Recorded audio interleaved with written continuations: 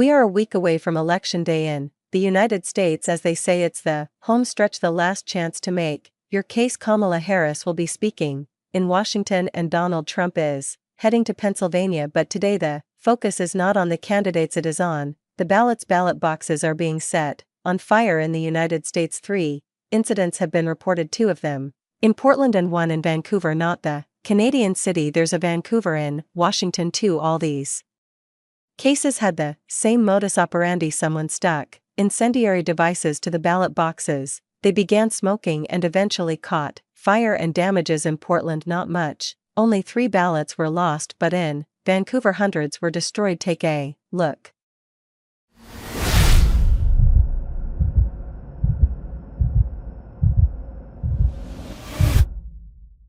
Feels more sophisticated. Local police are on the case. The Federal Bureau of Investigation, or the FBI, has also joined in, so it's all hands on deck. But do they have any suspects? Well, officials have released pictures of a car. They say it's a Volvo sedan. Apparently this car was used to drop off the device in Portland. If so, the culprit should be caught soon. The police also believe the cases are linked, meaning the same suspects could be behind all the attacks, the ones in Portland and Vancouver.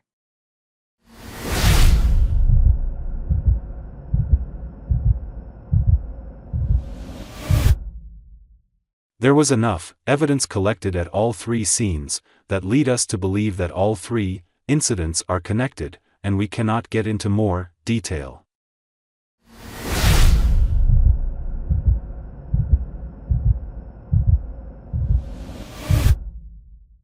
Some background now. Voting in the U.S. does not start on November 5th, it ends on November 5th. Millions of Americans have already cast their vote. How? Using early voting methods. You can drop your ballot off in dedicated boxes. You can also mail them via postal services. And what's the advantage? You can avoid the queues on voting day. Nearly 240 million Americans are eligible to vote. Almost 43 million have voted early. Democrats hold a narrow edge in early voting, but Republicans are catching up, mostly thanks to Donald Trump. In the past he had opposed early voting. He blamed it for his loss in 2020.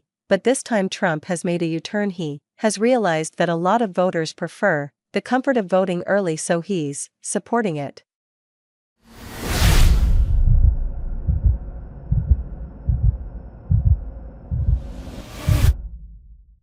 They're common sense. Everyone knows mail-in ballots are a disaster. It'll be fixed, it'll be rigged.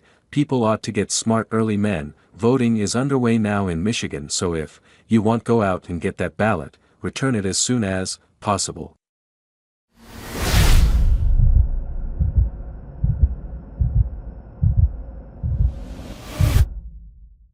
Which brings us back to the ballot boxes. You'll find them across U.S. cities, not just for the presidential race but also for congressional races, basically seats in the U.S. Senate and House of Representatives. Now Portland and Washington are Democrat strongholds, but Vancouver is different. Their congressional race is a toss-up. Only 1% differentiate the winner and loser the last time, so naturally there is concern. What are officials doing to address this? First, they're increasing security at ballot boxes. Second, they're verifying the destroyed ballots. Those voters will get a chance to vote again. As for the suspects, it's hard to say. Last week a similar incident was reported in Arizona. A post box with 20 ballots was set on fire. It wasn't a political act, though. It was simply vandalism. The man was homeless, so he wanted shelter in jail. I know only in America we have to see if these incidents are similar or whether there is some deeper conspiracy this time. But let's also look at the bigger picture. 1 week out, who's leading this race? Kamala Harris is polling at 48.1%. Donald Trump is at 46.6%. So Harris leads by 1.5 percentage points, which is within the margin of error.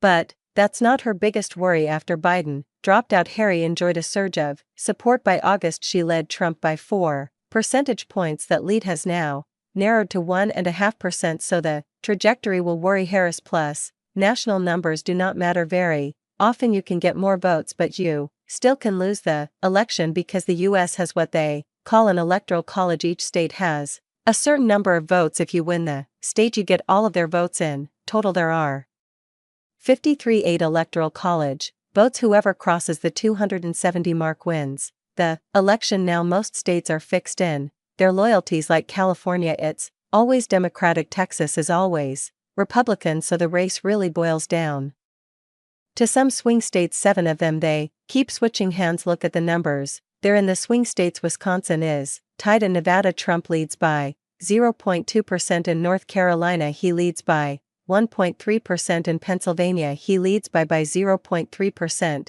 In Michigan Kamala Harris leads by 0.5%. In Georgia Trump leads by 1.5%.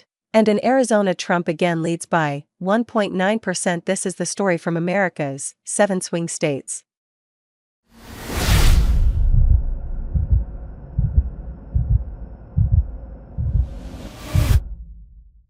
What does it tell you? It's been a great comeback by Donald Trump. He was trailing in a lot of these states, but not only has he closed the gap, he's now leading narrowly, and it is still too close to call each of these states. Each of these leads is within the margin of error, so the swing states are swinging hard. Trump is certainly carrying some momentum into the final stretch. Let's see how Kamala Harris responds.